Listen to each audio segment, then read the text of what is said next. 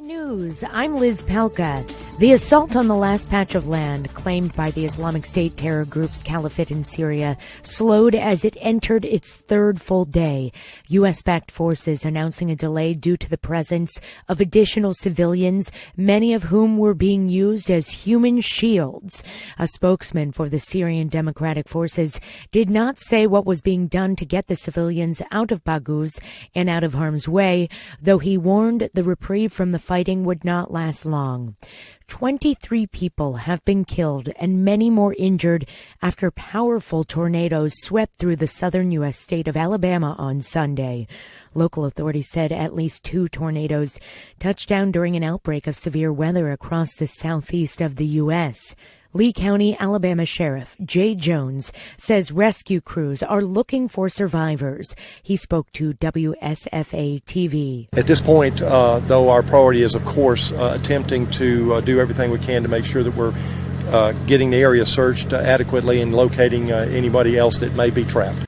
The National Weather Services had issued numerous tornado warnings for Alabama, Georgia, Florida, and South Carolina as severe weather swept across the region. Venezuela opposition leader Juan Guaido called on the Venezuelan people to take to the streets Monday to coincide with his planned return after touring Latin American allies.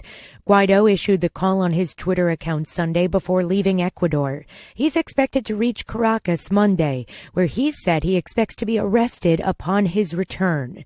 Guaido used his authority as head of Venezuela's National Assembly to invoke the Constitution to declare President Nicolas Maduro's leadership illegitimate because of election fraud. He declared himself interim president. This is VOA News.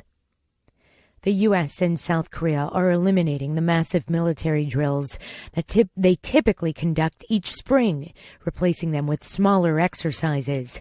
AP correspondent Ben Thomas reports. The new training exercises just getting underway run through March 12th. South Korea's military and the U.S. South Korean Combined Forces Command say they'll focus on strategic, operational, and tactical aspects of general military operations on the Korean peninsula. President Trump tweets the move will save hundreds of millions of dollars that the U.S. was not reimbursed for, and adds reducing tensions with North Korea at this time is a good thing. Ben Thomas, Washington. President Donald Trump's national emergency declaration for border wall construction could receive its second rebuke from Congress when the Senate votes on a resolution of disapproval.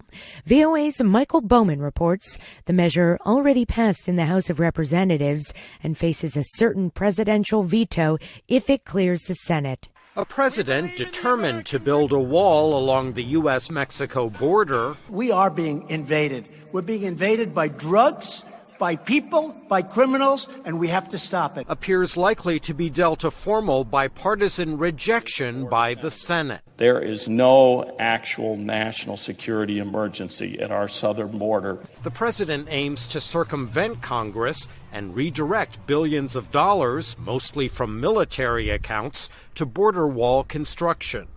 Some Republican lawmakers wholeheartedly back the move. But for Democrats and some Republicans, Trump's emergency declaration flies in the face of the U.S. Constitution and would set a dangerous precedent.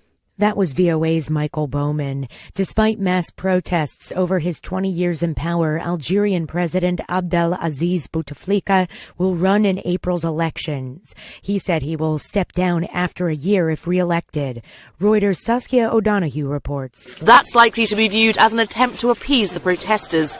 They've been taking to the streets for 10 days now across the North African nation.